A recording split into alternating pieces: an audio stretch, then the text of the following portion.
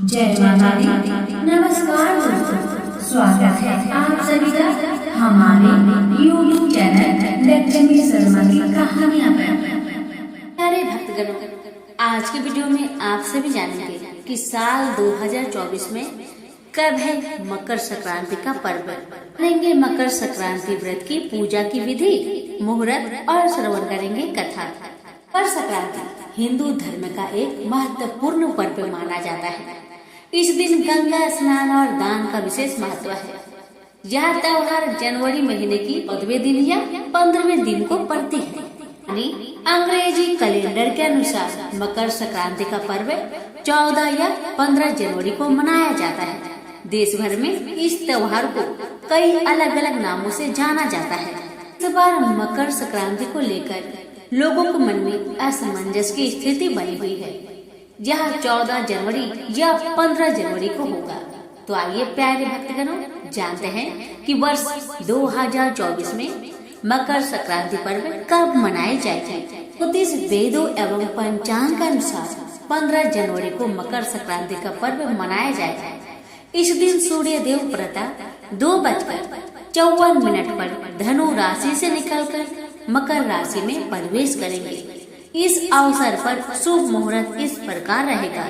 मकर संक्रांति पुण्यकाल प्रातः 7:15 से सायं 6:21 तक। मकर संक्रांति महापुण्यकाल प्रातः 7:15 से प्रातः 9:06 तक। मकर संक्रांति की पूजा विधि। मकर संक्रांति 15 जनवरी को मनाई जाएगी। इस दिन भक्त पूरे विधि विधान से पूजा करते हैं। तो आइए प्यारे भक्तगण, जानते हैं कि किस विधि से करें मकर संक्रांति पर पूजा। क्या करने के लिए सबसे पहले उठकर साफ सफाई कर लें। इसके बाद अगर संभव हो तो आसपास किसी पवित्र नदी में स्नान करें। यदि ऐसा न कर पाए तो घर में ही गंगा जल मिलाकर स्नान कर लें। आचमन करके खुद को शुद्ध कर ले।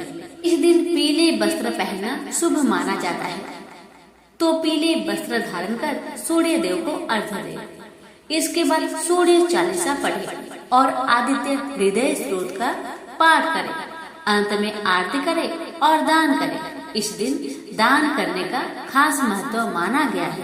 ये भक्तगण श्रवण करते हैं मकर संक्रांति की पौराणिक कथा को प्रसन्नचित मन से बड़े ही श्रद्धा भाव से श्रवण करें। भगवान की कृपा से आपकी सभी मनोकामना अवश्य पूर्ण होगी। पौराणिक कथाओं के अनुसार सूर्य देव और शनि देव में अच्छे संबंध नहीं थे। दरअसल इसका कारण था सूर्य देव का शनि की माता छाया के प्रति उनका व्यवहार। दरअसल शनि देव का रंग काला होने के कारण सूर्य देव ने उनके जन्म के दौरान कहा था कि ऐसा पुत्र मेरा नहीं हो सकता। इसके बाद से सूर्य देव ने शनि देव और उनकी माता छाया को अलग कर दिया था। जिस घर में वह रहते थे उसका नाम कुंभ था। सूर्य देव के ऐसे व्यवहार से क्रोधित होकर छाया ने उन्हें श्राप दे दिया था। माता छाया ने सूर्य देव को कुष्ठ रोग का श्राप दिया था, जिससे क्रोधित होकर सूर्य देव ने छाया और शनि देव का घर जलाकर राख कर दिया था। सूर्य देव के पुत्र यम ने सूर्य देव को उस श्राप से मुक्त किया था। साथ ही उनके सामने मांग रखी थी कि वह उनकी माता यानी छाया के साथ अपने व्यवहार में बदलाव लाए। इसके बाद सूर्य देव छाया और शनि देव से मिलने के लिए उनके घर पहुँचे। जब सूर्य देव वहाँ पहुँचे तो उन्होंने देखा कि वहाँ कुछ भी नहीं था, सब कुछ जलकर बर्बाद हो गया था। इसके बाद शनि देव ने काले तिल से अपने पिता का स्वागत किया था। शनि देव के ऐसे व्यवहार से प्रसन्न होकर सूर्य देव ने उस दिन उन्हें नया घर दिया, जिसका नाम था मकर। इसके बाद से ही शनि देव 2 राशियों कुंभ और मकर के स्वामी हो गए। शनि देव के इस व्यवहार से प्रसन्न होकर सूर्य देव ने उन्हें यह भी कहा था कि जब भी वह मकर संक्रांति के मौके पर उनके घर आएंगे तो उनका घर धन धान्य से भर जाएगा। उनके पास किसी भी वस्तु की कमी नहीं रहेगी। साथ ही ये भी कहा था कि इस दिन जो लोग भी मकर संक्रांति के मौके पर मुझे काले तिल अर्पित करेंगे उनके जीवन में सुख समृद्धि आएगी। इसलिए मकर संक्रांति के मौके पर सूर्य देव की पूजा में काले तिल का इस्तेमाल करने से व्यक्ति के घर में धन धान्य की कोई कमी नहीं रहती। इसे बोलिए सूर्य नारायण की जय, शनि महाराज की जय। एक समय की बात है जब पृथ्वी लोक पर ब्रुवाहन नामक एक राजा हुआ करता था। उसका राज्य बड़ा ही सुखद था, समृद्ध था एवं राजा भी बड़े दयालु थे। इसी राज्य में एक ब्राह्मण हरिदास भी निवास करता था। हरिदास एक तपस्वी था एवं उसका विवाह गुणवती से हुआ था, जो कि बहुत ही सुशील, धर्मवती एवं पतिव्रता महिला थी। गुणवती ने जीवन भर में सभी देवी देवताओं की उपासना की और सभी प्रकार के व्रत किए एवं दान धर्म भी किया करती थी। इसके अलावा अतिथि सेवा को भी वह अपना धर्म मानती थी।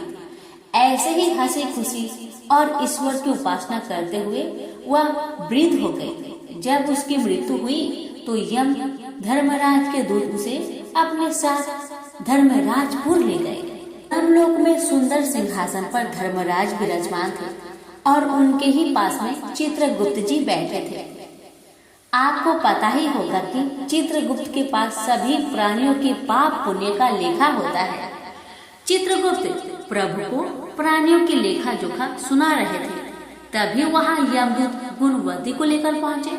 गुणवती उन्हें देखकर थोड़ी भयभीत हुई और मुंह नीचे करके वहीं पर खड़ी हो गई। चित्रगुप्त जी ने गुणवती का ब्यौरा निकाला और धर्मराज जी को बताया। धर्मराज जी ने पूरा ब्यौरा देखा और वे प्रसन्न हुए, परंतु फिर भी उनके मुखमंडल पर थोड़ी सी उदासी छाई हुई थी। ये देखकर गुणवती ने पूछा, हे प्रभु, मैंने तो सारे सत्कर्म किए, फिर भी आपके मुख पर यह उदासी छाई है, इसका क्या कारण है? कृपा करके मुझे बतलाइए प्रभु, मुझसे क्या भूल हुई है? धर्मराज भगवान ने उत्तर दिया, हे देवी, तुमने सभी देवी देवताओं के व्रत किए हैं, उपासना की है, परंतु कभी तुमने मेरे नाम से कुछ भी पूजा पाठ या कोई भी दान धर्म नहीं किया है। धर्मराज जी की यह बात सुनते ही गुणवती क्षमा याचना करने लगी और कहने लगी, हे प्रभु, मुझे आपकी उपासना के बारे में कुछ ज्ञात नहीं, मैं नहीं जानती आपकी उपासना कैसे करते हैं। कृपा करके मुझ पर वह उपाय बतलाइए प्रभु, जिससे कि सभी मनुष्य आपकी कृपा के पात्र बन सके। मैं आपके मुख से आपकी भक्ति का मार्ग सुनना चाहती हूँ और मेरी यह इच्छा है कि मृत्यु लोक पर वापस जाकर आपकी भक्ति करूँ और सभी लोगों को भी इसके बारे में मैं बताऊं। धर्मराज जी ने उसकी विनती सुनकर बताया, जिस दिन सूर्य देव उत्तरायण में प्रवेश करते हैं, यानी कि मकर संक्रांति के दिन मेरी पूजा शुरू करना चाहिए और उस दिन से लेकर पूरे 1 वर्ष तक मेरी पूजा करते हुए कथा सुनना चाहिए और एक दिन भी पूजा या कथा नहीं छूटनी चाहिए। साथ ही पूजा करने वाले व्यक्ति को धर्म के इन 10 नियमों का पालन करना चाहिए। पहला, धीरज रखना एवं संतुष्ट रहना। दूसरा, अपने मन को बस में रखना और सभी को क्षमा करना। तीसरा, चोरी या अन्य दुष्कर्म नहीं करना। चौथा, मानसिक एवं शारीरिक शुद्धि यानी पर पुरुष एवं पर स्त्री से बचाकर रहना। पांचवा, अपनी इंद्रियों को बस में रखना। छठा, बुरे विचारों को अपने मन में न लाना यानी कि बुद्धि को पवित्र रखना। सातवां, पूजा पाठ एवं दान पुण्य इत्यादि करना। आठवां, व्रत करना एवं व्रत की कहानी सुनना। नौवां, सच बोलना एवं सभी से अच्छा व सच्चा व्यवहार करना। 10वां, क्रोध न करना। धर्म के इन सभी 10 लक्षणों का पालन करते हुए पूरे 1 वर्ष तक मेरी कथा नियम से सुने, दान पुण्य व परोपकार करे एवं अगली मकर संक्रांति पर इस व्रत का उद्यापन करे। अपने सामर्थ्य से मेरी एक मूर्ति बनवाकर विधि विधान से प्राण प्रतिष्ठा करवाकर हवन पूजन करे एवं साथ ही चित्रगुप्त की भी पूजा करे एवं काले तिल के लड्डू का भोग लगाए। ब्राह्मण भोज करवाए व बांस की टोकरी में 5 सेर अनाज का दान करे। इसके अलावा गरीबों या जरूरतमंद को गदा, तकिया, कंबल, छप्पन लोटा व वस्त्र आदि का दान करे। हो सके तो गौ दान करे। धर्मराज से व्रत की पूरा कथा सुनकर गुणवती ने पुनः धर्मराज से प्रार्थना की और कहा, हे प्रभु, मुझे फिर से मृत्यु लोक में जाने दीजिए, जिससे मैं आपके व्रत को करूं और इस व्रत का प्रचार भी लोगों में कर सकूं। इस पर यमराज ने अपनी सहमति दे दी। धरती लोक पर गुणवती पुनः जीवित हो उठी और उसके परिजन प्रसन्न हुए। गुणवती ने धर्मराज से हुए वार्तालाप के बारे में अपने पतिदेव को बताया, कहा कि हम यह व्रत अवश्य करेंगे और धर्म के नियमों का पालन भी करेंगे।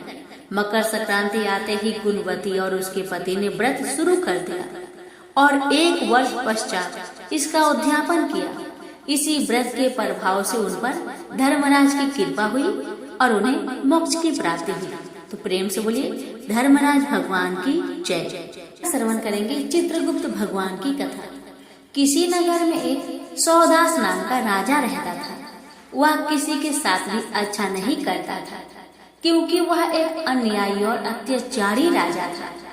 एक दिन वह अपने राज्य में घूम रहा था, तभी उसका सामना एक ब्राह्मण से हुआ जो पूजा कर रहे थे। ब्राह्मण को देख राजा की जिज्ञासा जगी और उनसे पूछा कि वह किस भगवान का पूजा कर रहा है। ब्राह्मण ने उत्तर दिया, मैं मृत्यु के देवता यमराज और चित्रगुप्त भगवान की पूजा कर रहा हूँ। और ब्राह्मण ने कहा कि इस पूजा से पाप कम होते हैं और नरक से मुक्ति मिल जाती है। ऐसा सुनकर सौदास ने भी अनुष्ठानों का पालन करते हुए पूजा करना शुरू कर दिया। राजा के मृत्यु के बाद जब उसे यमराज के पास ले जाया गया तो भगवान चित्रगुप्त ने उनके कर्मों को देखा। फिर उन्होंने यमराज को सूचित किया कि इस राजा ने भले ही कई सारे पाप किए हैं, लेकिन उसने पूरी श्रद्धा से आपका यानी यम का पूजन किया है, इसलिए राजा को नरक नहीं भेजा जा सकता। इस प्रकार राजा केवल एक दिन की पूजा करने से अपने सभी पापों से मुक्त हो गया। प्रेम से बोलिए धर्मराज भगवान की जय, चित्रगुप्त भगवान की जय। प्राचीन समय की बात है। एक गांव में एक माँ और उसका बेटा बेटी रहा करते थे। माँ गरीब थी, वह मजदूरी करके अपने परिवार का पेट भरती थी। धीरे धीरे दिन गुजरते गए और बच्चे बड़े होने लगे। बेटी शादी की योग्य हो गई, तब माँ बूढ़ी हो गई। माँ ने अपने बेटे से कहा कि बेटा, तेरी बहन शादी की योग्य हो गई है, इसलिए तेरे जैसा घर वर देखकर उसकी शादी करना। ऐसा बोलकर माँ तो कुछ दिनों के बाद मर गई। उसका भाई गांव-गांव में घूमा, लेकिन बहन की योग्य पति नहीं मिला। वह घूम घूम कर थक गया और एक दिन सोचने लगा कि मेरे जैसा तो इस दुनिया में कोई नहीं है, इसलिए मैं ही इससे शादी कर लेता हूँ। ऐसा सोचकर वह चुनरी और शादी के लिए सब सामान ले आया। तब उसकी बहन ने पूछा कि भाई, तुम ये सब सामान क्यों लेकर आए हो? तब उसके भाई ने कहा कि बहन, यह सब सामान तुम्हारी शादी के लिए लेकर आया हूँ। गांव वालों ने बहन से कहा कि तुम्हारा भाई ही तुमसे शादी करने वाला है। तब बहन ने जाकर अपने भाई से पूछा कि भाई, मेरी शादी किससे कर रहे हो? इस पर भाई ने कोई जवाब नहीं दिया। तब बहन समझ गई। उसने एक लोटे में जल लिया, चुनरी ली और चप्पल पहनकर जंगल की तरफ चली गई। जंगल में गाय चराने वाले ग्वालों ने उससे पूछा कि कहाँ जा रही हो? तो वह कुछ नहीं बोली। वन में जाकर वह धरती माता को पुकारने लगी और बोली कि हे धरती माँ, अब तुम ही मेरी लाज रखना, वरना अनर्थ हो जाएगा। वह बोली, मैं क्या करूँ माँ, मुझे अपनी गोद में ले लो, नहीं तो अन्याय हो जाएगा। तब धरती फटी तो बहन ने एक तरफ लोटा, चुनरी और चप्पल रख दिया और वह धरती में जाने लगी। इतने में दौड़ता हुआ उसका भाई जंगल में आया और उसने गांव वालों से पूछा कि मेरी बहन किधर गई है? ग्वालों ने कहा कि तेरी बहन उस तरफ गई है। वह बहन बहन पुकारता हुआ उस तरफ दौड़ता रहा। तब वह देखता है कि उसकी बहन धरती में समा रही है। यह देखकर वह बहन को पुकारता हुआ उस तरफ दौड़ता है। जब तक उसकी बहन धरती में समा चुकी थी, केवल थोड़े से बाल दिखाई दे रहे थे। वह बहन के बालों को मुट्ठी में पकड़कर रोने लगा। बहन तो सत्य के लिए धरती माँ की गोद में समा गई। मेरी बुद्धि भ्रष्ट हो गई थी। माँ का वचन निभाने के लिए मेरी जैसा कोई वर नहीं मिला, इसलिए ऐसा विचार आया। ऐसा बोलकर वह जोर जोर से रोने लगा। पर धरती माँ ने सत्य की बेटी को अपने में समा लिया। जो बाल बाहर थे वे दो बन गए। इसलिए औरतें धरती माता की कहानी सुनती है और चुनरी, चप्पल, लोटा, बर्तन में हरी मूंग और लड्डू कुंवारी कन्या को देती है। जो भी धरती माता की कहानी सुनता है, धरती माता उसको सुखी रखेगी। हे धरती माता, धरती माता की कहानी कहने, सुनने और हुक्कार भरने वाले सभी को सुखी रखना। बोलो धरती माता की जय। एक ब्राह्मणी थी। वह बहुत धार्मिक महिला थी। सभी ग्रामवासी उसका बहुत सम्मान करते थे। कोई भी उसकी शरण में आता वह सबकी मदद किया करती थी। मन ही मन भगवान का स्मरण किया करती थी। भगवान की सेवा, पूजा व जरूरतमंदों की सेवा ही उसका परम धर्म था। एक दिन ब्राह्मणी मरकर भगवान के घर गई। वहां जाकर बोली, मुझे बैकुंठ का रास्ता बता दो। स्वर्ग में से एक दूत आया और बोला, ब्राह्मणी आपको क्या चाहिए? वो बोली, मुझे बैकुंठ का रास्ता बता दो। आगे आगे दूत और पीछे पीछे ब्राह्मणी मंदिर तक गई। ब्राह्मणी बहुत धार्मिक महिला थी। उसने बहुत दान पुण्य कर रखा था। उसे विश्वास था कि उसके लिए बैकुंठ का रास्ता अवश्य खुल जाएगा। ब्राह्मणी ने वहां जाकर देखा, वहां बड़ा सा मंदिर, सोने का सिंहासन, हीरे मोती से जड़ित छतरी थी। चित्रगुप्त जी न्याय सभा में बैठे साक्षात इंद्र के समान शोभा पा रहे थे और न्याय नीति से अपना राज्य संभाल रहे थे। यमराज से सबको कर्म अनुसार दंड दे रहे थे। ब्राह्मणी जाकर प्रणाम किया और बोली, मुझे बैकुंठ जाना है। चित्रगुप्त जी ने लेखा सुनाया और कहा, ब्राह्मणी तुमने सब धर्म किए परंतु धरती माता की कहानी नहीं सुनी, इसलिए तुम्हारे सिर पर धरती माता का कर्ज है। बैकुंठ में कैसे जाएगी? ब्राह्मणी बोली, धरती माता की कहानी के क्या नियम है? चित्रगुप्त जी बोले, कोई 1 साल, कोई 6 महीने, कोई 7 दिन ही सुने, पर धरती माता की कहानी अवश्य सुने, फिर उसका उद्धापन कर दे। धरती माता की कहानी सुनने से जाने अनजाने किए गए पाप कर्मों को धरती माता हर लेती है। स्वर्गलोक में धर्म को ही स्थान प्राप्त है। यहाँ पाप के लिए कोई जगह नहीं है। धरती माता की कहानी पीपल के पेड़ के नीचे बैठकर सुननी चाहिए। यह बात सुनकर ब्राह्मणी ने प्रार्थना की कि मुझे 7 दिन वापस पृथ्वी लोक पर जाने दो, मैं कहानी सुनकर वापस आ जाऊंगी। चित्रगुप्त जी ने उसका लेखा जोखा देखकर 7 दिन के लिए पृथ्वी पर भेज दिया। ब्राह्मणी जीवित हो गई। ब्राह्मणी ने अपने परिवार वालों से कहा कि मैं 7 दिन के लिए धरती माता की कहानी सुनने के लिए वापस आए हूँ।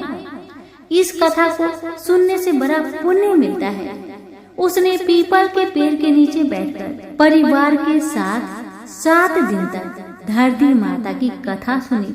7 दिन पूरे होने पर वापस धर्मराज जी का बुलावा आया और ब्राह्मणी को बैकुंठ में ही श्री हरि के चरणों में स्थान प्राप्त हुआ। जो कोई भी प्राणी धरती माता की कहानी सुनता है मृत्यु के समय सभी पाप कर्म धरती माता हर लेती है। वह प्राणी को बैकुंठ में स्थान प्राप्त होता है। धरती माता की जय हो, धरती माता की सदा ही जय हो। जय बोलो धरती माता की जय हो। एक समय नैमिषारण्य तीर्थ में शौनकादि 88,000 ऋषियों ने श्री सूत जी से पूछा, हे प्रभु, इस कलयुग में वेद विद्या रहित मनुष्य को प्रभु भक्ति किस प्रकार मिलेगी तथा उनका उद्धार कैसे होगा? हे मुनि श्रेष्ठ, कोई ऐसा तप कहिए जिसमें थोड़े समय में पुण्य प्राप्त हो तथा वांछित फल भी मिले। यह कथा सुनने की हमारी इच्छा है। पर वह शास्त्र ज्ञाता श्री सूत जी बोले, हे वैष्णवों में पूज्य, आप सबने प्राणियों के हित की बात पूछी है। अब मैं उस श्रेष्ठ व्रत को आप लोगों से कहूँगा जिस व्रत को नारद जी ने लक्ष्मी नारायण से पूछा था और श्री लक्ष्मीपति ने मुनि श्रेष्ठ नारद जी से कहा था। सो ध्यान से सुनो। एक समय योगी राज नारद जी दूसरे के हित की इच्छा से अनेक लोकों में घूमते हुए मृत्यु लोक में आ पहुँचे। वहाँ पर अनेक योनियों में जन्म हुए प्राय सभी मनुष्य को अपने अपने कर्मों द्वारा अनेक दुखों से पीड़ित देखकर उन्होंने सोचा कि ऐसा क्या किया जाए कि मानवों के दुखों का नाश हो सके। ऐसा मन में विचार कर नारद जी विष्णु लोक को गए। वहाँ श्वेत वर्ण और 4 भुजाओं वाले देवों के इस नारायण को, जिनके हाथ में शंख, चक्र, गदा और पद्म थे तथा वरमाला पहने हुए थे, यह देखकर नारद जी स्तुति करने लगे, हे भगवान, आप अत्यंत शक्ति से संपन्न हैं। मन तथा वाणी भी आपको नहीं पा सकते। आपका आदि मध्य अंत नहीं है। निर्गुण स्वरूप सृष्टि के कारण भक्तों के दुखों को नष्ट करने वाले हैं। आपको मेरा नमस्कार है। नारद जी से इस प्रकार की स्तुति सुनकर विष्णु भगवान बोले, हे मुनि श्रेष्ठ, आपके मन में क्या है? आपका किस काम के लिए यहाँ आगमन हुआ है? वो सब निसंकोच कहिए। तब नारद मुनि बोले, मृत्यु लोक में सब मनुष्य जो अनेक योनि में पैदा हुए हैं, अपने अपने कर्मों द्वारा अनेक प्रकार के दुखों से दुखी हो रहे हैं। हे नाथ, मुझ पर दया रखते हैं तो बताइए तो उन मनुष्य के सब दुख थोड़े से प्रयत्न से कैसे दूर हो सकते हैं? श्री भगवान जी बोले, हे नारद, मनुष्यों की भलाई के लिए तुमने बहुत ही अच्छी बात पूछी है, जिसके करने से मनुष्य मोह से छूट जाता है। वह मैं कहता हूँ, सुनो। पुण्य देने वाला स्वर्ग तथा मृत्यु लोक दोनों में दुर्लभ एक उत्तम व्रत है। आज मैं प्रेमवश होकर तुमसे कहता हूँ, श्री सत्यनारायण भगवान का व्रत अच्छी तरह विधान पूर्वक करके मनुष्य तुरंत ही यहाँ सुख भोग कर मरने पर मोक्ष को प्राप्त होता है। कि भगवान के वचन सुनकर नारद मुनि बोले कि उस व्रत का फल क्या है, क्या विधान है, किसने यह व्रत किया था और किस दिन यह व्रत करना चाहिए, विस्तार से कहिए। भगवान बोले, दुख शोक आदि को दूर करने वाला, धन धान्य को बढ़ाने वाला, सौभाग्य तथा संतान को देने वाला यह व्रत सब स्थानों पर विजयी करने वाला है। भक्ति और श्रद्धा के साथ किसी भी दिन मनुष्य श्री सत्यनारायण जी की शाम के समय ब्राह्मणों और बंधुओं के साथ धर्म परायण होकर पूजा करे। भक्ति भाव से निवत केले का फल, घी, दूध और गेहूं का चूर्ण सवाया ले। गेहूं के अभाव में साठी का चूर्ण, शक्कर तथा गुड़ ले और सब भक्षण योग्य पदार्थ जमा करके भगवान को अर्पित करे तथा बंधु बांधवों सहित ब्राह्मणों को भोजन कराए। उसके पश्चात स्वयं भोजन करे। नित्य गीत आदि का आचरण कर श्री सत्यनारायण भगवान का स्मरण करता हुआ समय व्यतीत करे। इस तरह व्रत करने पर मनुष्य की इच्छा निश्चय पूरी होती है। विशेषकर कली काल में मृत्यु लोक पर यही मोक्ष का सरल उपाय है। तो बोलिए सत्यनारायण भगवान की जय। श्री सत्यनारायण व्रत कथा का प्रथम अध्याय संपूर्ण हुआ। श्रीमन नारायण नारायण नारायण, भजमन नारायण नारायण नारायण। श्री सत्यनारायण भगवान की जय। आप सुनिए दूसरा अध्याय। सूत जी बोले, हे ऋषियों, जिसने पहले समय में इस व्रत को किया है उसका इतिहास कहता है, ध्यान से सुनो। सुंदर काशीपुरी नगरी में एक अत्यंत निर्धन ब्राह्मण रहता था। वह भूख प्यास से बेचैन हुआ नित्य पृथ्वी पर घूमता था। ब्राह्मणों से प्रेम करने वाले भगवान ने ब्राह्मण का रूप धारण कर उसके पास जाकर आदर के साथ पूछा, हे ब्रीप, नित्य दुखी हुआ पृथ्वी पर क्यों घूमता है? दीन ब्राह्मण बोला, मैं निर्धन ब्राह्मण हूँ, भिक्षा के लिए पृथ्वी पर फिरता हूँ। हे भगवान, यदि आप इसका उपाय जानते हैं तो कृपा करके कहिए। वृद्ध ब्राह्मण बोला कि सत्यनारायण भगवान मनोवांछित फल देने वाले हैं, इसलिए हे ब्राह्मण, तू उनका पूजन कर, जिसके करने से मनुष्य सब दुखों से मुक्त हो जाता है। ब्राह्मण को व्रत का सारा विधान बतलाकर बूढ़े ब्राह्मण का रूप धारण करने वाले श्री सत्यनारायण भगवान अंतर ध्यान हो गए। जिस व्रत को वृद्ध ब्राह्मण ने बतलाया है मैं उसको करूँगा, यही निश्चय करने पर उसे रात में नींद नहीं आई। वह सवेरे उठ सत्यनारायण भगवान के व्रत का निश्चय कर भिक्षा के लिए चला। उस दिन उसको भिक्षा में बहुत धन मिला। इससे बंधु बांधवों के साथ उसने श्री सत्यनारायण का व्रत किया। इसके करने से वह वृद्ध सब दुखों से छूटकर अनेक प्रकार की संपत्ति से युक्त हुआ। उस समय से वह वृद्ध हर मास व्रत करने लगा। इस तरह सत्यनारायण भगवान के व्रत को जो करेगा वह सब पापों से छूटकर मोक्ष को प्राप्त होगा। जो पृथ्वी पर श्री सत्यनारायण भगवान का व्रत करेगा वह मनुष्य सब दुखों से छूट जाएगा। इस तरह नारद जी से नारायण जी का कहा हुआ यह व्रत मैंने तुमसे कहा। हे वृपो, मैं यार और क्या कहूँ? ऋषि बोले, हे मुनिवर, संसार में उस द्वीप से सुनकर और किस किस ने इस व्रत को किया हम वह सुनना चाहते हैं। इसके लिए हमारे मन में श्रद्धा है। सूत जी बोले, हे मुनियों, जिसने इस व्रत को किया है वह सब सुनो। समय वह वृद्ध धन और ऐश्वर्य के अनुसार बंधु बांधवों के साथ व्रत करने को तैयार हुआ। उसी समय एक लकड़ी बेचने वाला बूढ़ा आदमी आ गया और बाहर लकड़ियां को रखकर वृद्ध के मकान में गया। प्यास से दुखी लकड़हारा उनको व्रत करते देखकर वृद्ध को नमस्कार कर कहने लगा कि आप यह क्या कर रहे हैं और इसके करने से क्या फल मिलता है, कृपया मुझसे कहिए। ब्राह्मण ने कहा, सब मनोकामनाओं को पूरा करने वाला यह श्री सत्यनारायण भगवान का व्रत है। इसकी ही कृपा से मेरे यहाँ धन्य धान्य आदि की वृद्धि हुई है। वृद्ध से इस व्रत के बारे में जानकर लकड़हारा बहुत प्रसन्न हुआ। चरणामृत ले और प्रसाद खाने के बाद अपने घर को गया। लकड़हारे ने अपने मन में इस प्रकार का संकल्प किया कि आज ग्राम में लकड़ी बेचने से जो धन मिलेगा उसी से मैं श्री सत्यनारायण भगवान का उत्तम व्रत करूँगा। यह मन में विचार कर वह बूढ़ा आदमी लकड़ियां अपने सिर पर रखकर जिस नगर में धनवान लोग रह रहे थे ऐसे सुंदर नगर में गया।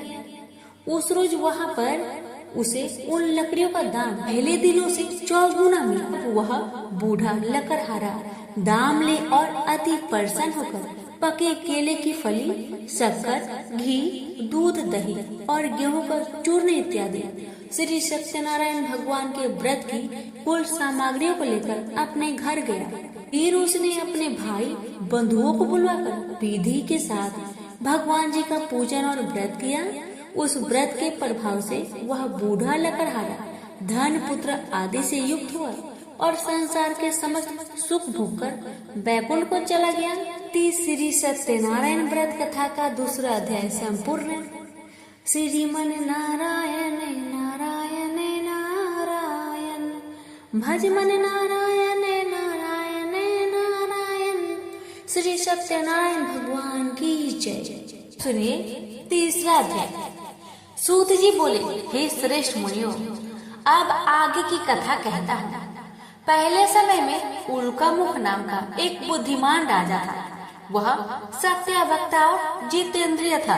प्रतिदिन देव स्थानों पर जाता तथा गरीबों को धन देकर उनका कष्ट को दूर करता था। उसकी पत्नी कमल के समान मुख वाली और सती साध्वी थी। भद्रशिला नदी के तट पर उन दोनों ने श्री सत्यनारायण भगवान का व्रत किया। उस समय वहाँ एक साधु नामक वैश्य आया। उसके पास व्यापार के लिए बहुत सा धन था। राजा का व्रत करते हुए देखकर अब विनय के साथ पूछने लगा, हे राजन, भक्ति युक्त चित्त से आप क्या कर रहे हैं? मेरी सुनने की इच्छा है, सो आप यह मुझे बताइए। राजा बोला, हे साधु, अपने बांधवों के साथ पुत्र आदि की प्राप्ति के लिए एक महाशक्तिमान श्री सत्यनारायण भगवान का व्रत व पूजन किया जा रहा है। राजा के वचन सुनकर साधु आदर से बोला, हे राजन, मुझसे इस सब का विधान कहो, मैं भी आपके कथानुसार इस व्रत को करूँगा। मेरे भी कोई संतान नहीं है और इससे निश्चय ही होगी। राजा से सब विधान सुन व्यापार से निवृत्त हो वह आनंद के साथ घर गया। साधु ने अपनी स्त्री से संतान देने वाले उस व्रत का वर्णन सुनाया और कहा कि जब मेरी संतान होगी तब मैं इस व्रत को करूँगा।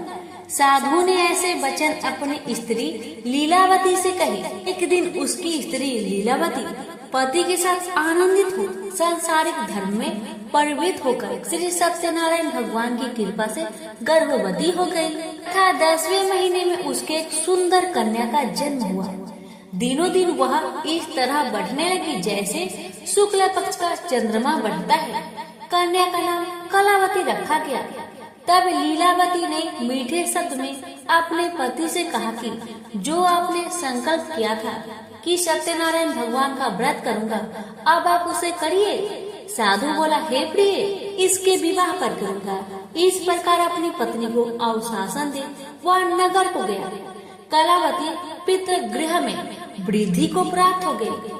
साधु ने जब नगर में सखियों के साथ अपनी पुत्री को देखा तो तुरंत ही दूत को बुलाकर कहा कि कन्या के लिए कोई सुयोग वर देखकर लाओ। साधु की आज्ञा पाकर दूत कंचन नगर में पहुंचा। वहां पर खोज और देखभाल कर लड़की के लिए सुयोग बानिक पुत्र को ले आया। उस सुयोग लड़के को देखकर साधु ने अपने बंधु बांधवों सहित प्रसन्नचित्त अपनी पुत्री का विवाह उसके साथ कर दिया। किंतु दुर्भाग्य से विवाह के समय भी वह व्रत को करना भूल गया। श्री भगवान क्रोधित हो गए और श्राप दिया कि तुम्हें दारुण दुख प्राप्त होगा। अपने कार्य में कुशल साधु बनिया जमाता सहित समुद्र के समीप स्थित होकर रत्नसारपुर नगर में गया और वहाँ दोनों ससुर जमाई चंद्रकेतु राजा के उस नगर में व्यापार करने लगे। एक बार भगवान श्री सत्यनारायण की माया से प्रेरित कोई चोर राजा का धन चुराकर भाग जा रहा था, किंतु राजा के दूतों को आता देखकर चोर ने घबराकर भागते हुए राजा के धन को वही चुपचाप रख दिया जहाँ वे ससुर जमाई ठहरे हुए थे। जब दूतों ने साधु वैश्य के पास राजा के धन को रखा देखा तो दोनों को बांध कर ले गया और प्रसन्नता से दौड़ते हुए राजा के समीप जाकर बोला, यह दो चोर हम पकड़ के लाए हैं, कर आज्ञा दे। तब राजा की आज्ञा से उनको कठिन कारावास में डाल दिया गया और उनका धन छीन लिया गया। श्री सत्यनारायण भगवान के श्राप द्वारा उसकी पत्नी भी घर पर बहुत दुखी हुई और घर में जो धन रखा था चोर चुरा कर ले गए। शारीरिक व मानसिक पीड़ा तथा भूख प्यास से अति दुखी हो अन्न की चिंता में कलावती एक ब्राह्मण के घर गई। वहाँ उसने श्री सत्यनारायण भगवान का व्रत होते देखा, कथा सुनी तथा प्रसाद ग्रहण कर रात को घर आई। माता ने कलावती से कहा, हे पुत्री, अब तक तुम कहाँ रही? तेरे मन में क्या है? कलावती बोली, हे माता, मैंने एक ब्राह्मण के घर में श्री सत्यनारायण भगवान का व्रत देखा। कन्या के वचन सुनकर लीलावती भगवान के पूजन की तैयारी करने लगी। लीलावती ने परिवार और बंधुओं सहित श्री सत्यनारायण भगवान का पूजन किया और वर मांगा कि मेरे पति और दामाद शीघ्र घर आ जाए। साथ ही प्रार्थना की कि हम सबका अपराध क्षमा करें। श्री सत्यनारायण भगवान इस व्रत से संतुष्ट हो गए और राजा चंद्रकेतु को सपने में दर्शन देकर कहा, हे राजन, दोनों वैश्य को प्रता ही छोड़ दो और उनका सब धन जो तुमने ग्रहण किया है दे दो, नहीं तो मैं तेरा धन, राज्य, पुत्र आदि नष्ट कर दूंगा। राजा से ऐसा वचन कहकर भगवान अंतर्ध्यान हो गए। प्रातःकाल राजा चंद्रकेतु ने सभा में अपना सपना सुनाया। फिर दोनों वानिक पुत्रों को कैद से मुक्त कर सभा में बुलाया। दोनों ने आते ही राजा को नमस्कार किया। राजा मीठे वचनों में बोला, हे महानुभावों, भाग्यवश ऐसा कठिन दुख तुम्हें प्राप्त हुआ, अब तुम्हें कोई भय नहीं। ऐसा कहकर राजा ने उनको नए नए वस्त्र भूषण पहनाए तथा उनका जितना धन लिया था उससे दुगुना धन देकर आदर से विदा किया। दोनों वैश्य अपने घर को चल दिए। श्री सत्यनारायण व्रत कथा तीसरा अध्याय संपूर्ण हुआ। श्रीमन नारायण नारायण नारायण, भज मन नारायण नारायण नारायण। श्री सत्यनारायण भगवान की जय। अब सुनिए चतुर्थ अध्याय। जी बोले, वैश्य ने मंगलवार करके यात्रा आरंभ की और अपने नगर को चल दिए।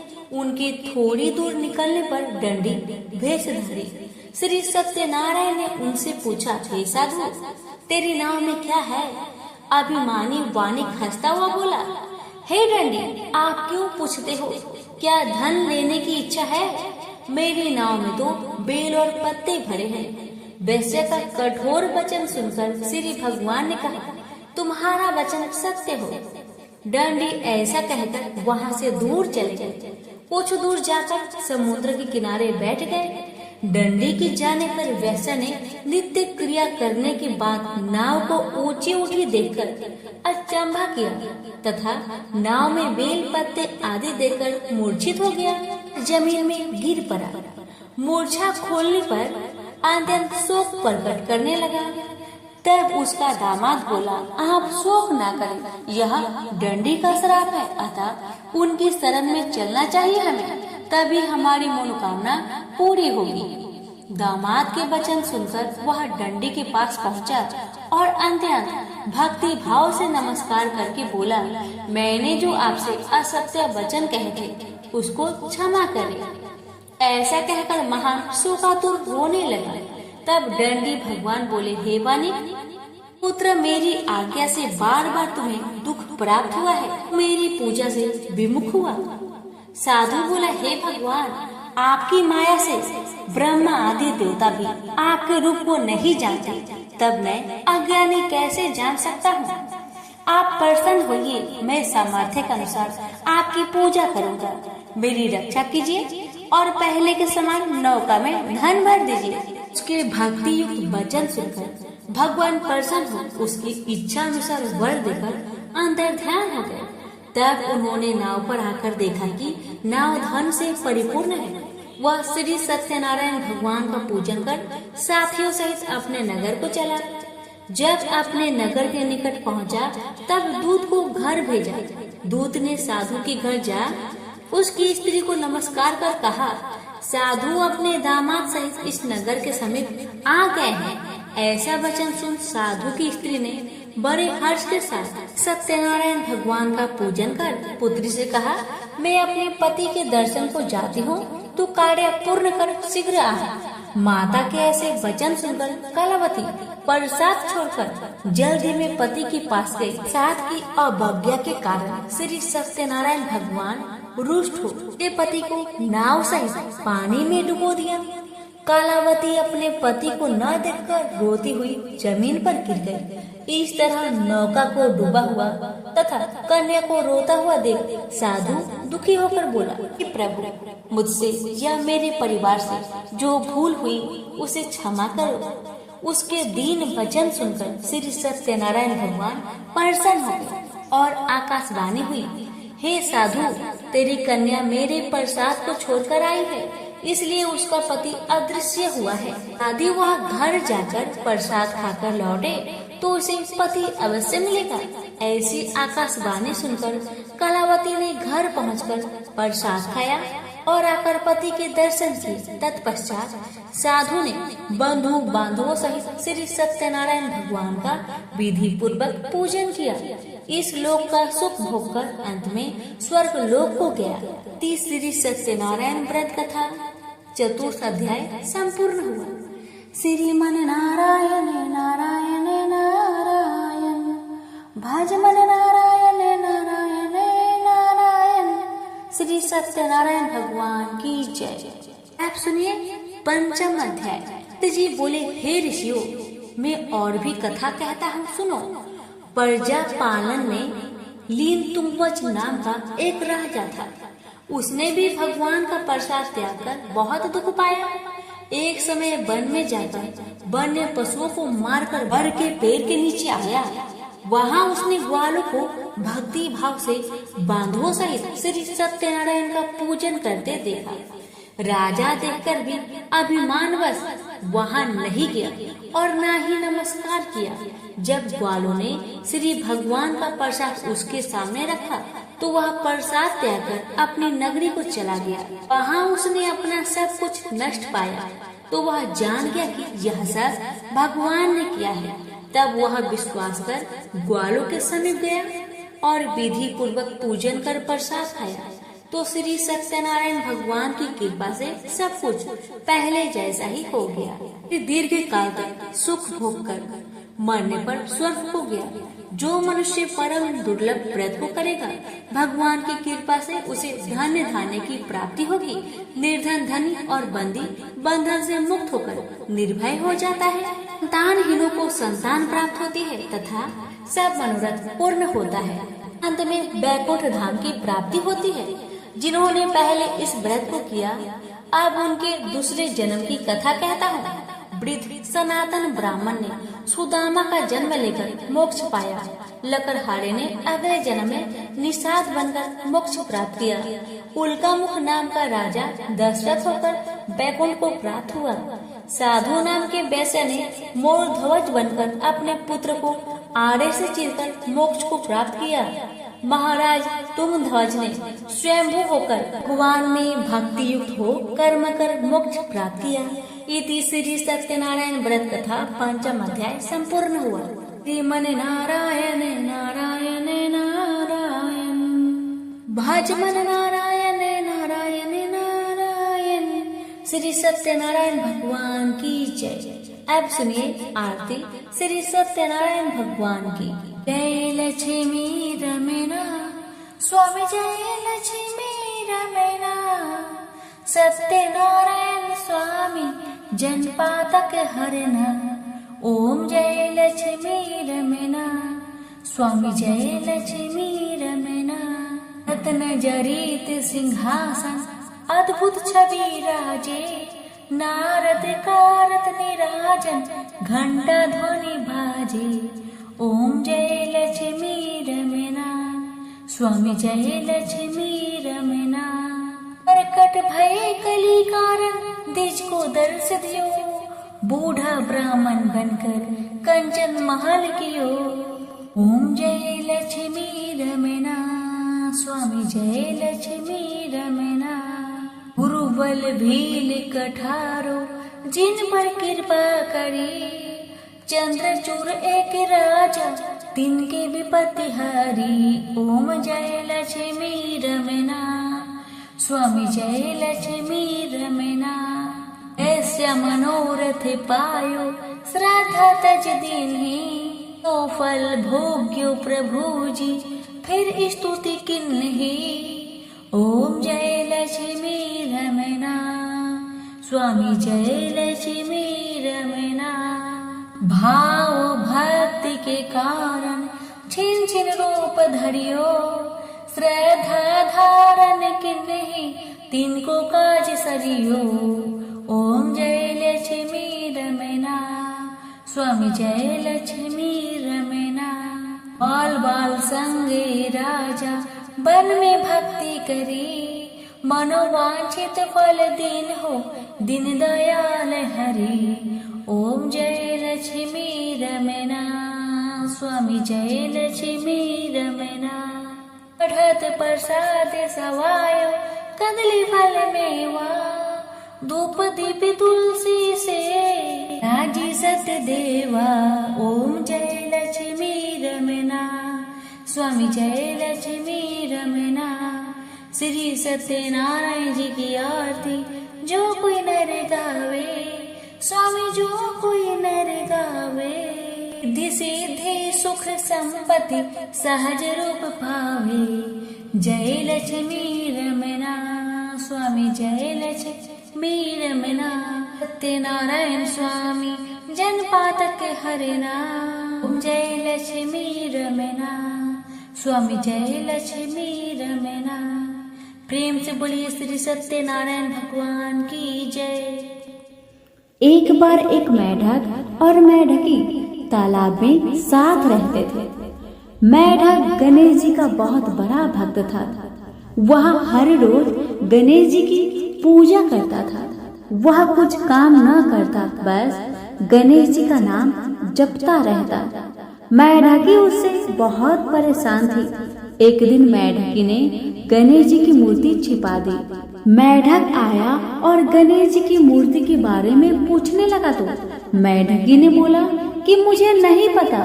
एक दिन एक औरत उनके तालाब के पास आई और उसने अपने मटके में पानी भरने लगी। जैसे ही उसने पानी भरा वैसे ही मेढक और मेढकी उसके मटके के अंदर चले गए। घर जाकर उस औरत ने पानी गैस पर रख दिया। मेढक और मेढकी भी साथ में जलने लगे।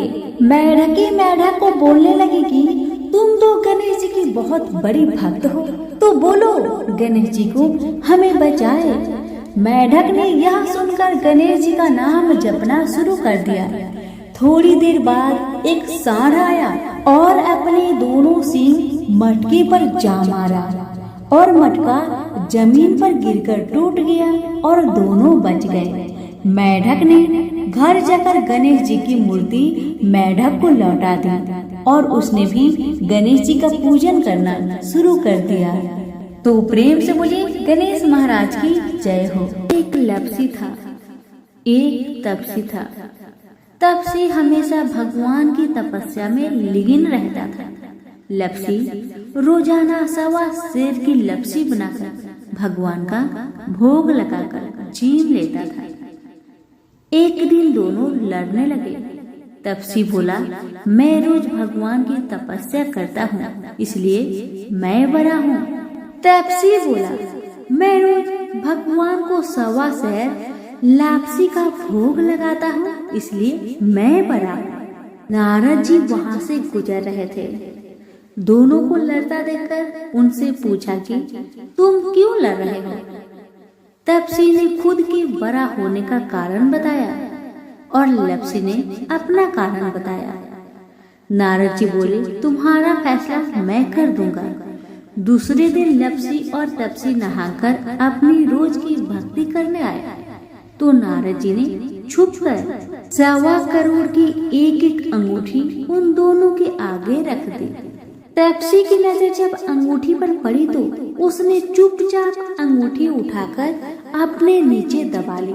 लपसी की नजर अंगूठी पर पड़ी लेकिन उसने ध्यान नहीं दिया। भगवान को भोग लगाकर लपसी खाने लगा।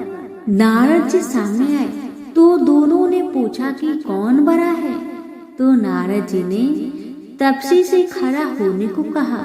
वो खड़ा हुआ तो उसके नीचे दबी अंगूठी दिखाई पड़ी। नारद जी ने तपसी से कहा, तपस्या करने के बाद भी तुम्हारी चोरी करने की आदत नहीं गई इसलिए लपसी पड़ा है और तुम्हें तुम्हारी तपस्या का कोई फल भी नहीं मिलेगा। तपसी शर्मिंदा होकर माफी मांगने लगा। उसने नारद जी से पूछा, मुझे मेरी तपस्या का फल कैसे मिलेगा। नारद जी ने कहा, यदि कोई गाय और कुत्ते की रोटी नहीं बनाएगा तो फल तुम्हें मिलेगा। यदि कोई ब्राह्मण को भोजन करवाकर दक्षिणा नहीं देगा तो फल तुम्हें मिलेगा। यदि कोई साड़ी के साथ ब्लाउज नहीं देगा तो फल तुझे मिलेगा। यदि कोई दिए से दिया जलाएगा तो फल तुझे मिलेगा। यदि कोई सारी कहानी सुने लेकिन तुम्हारी कहानी नहीं सुने तो फल तुझे मिलेगा। उसी दिन से हर व्रत कथा कहानी के साथ लपसी तपसी की कहानी भी सुनी और कही जाती है। तो प्रेम से बोलिए विष्णु भगवान की जय। धन्यवाद।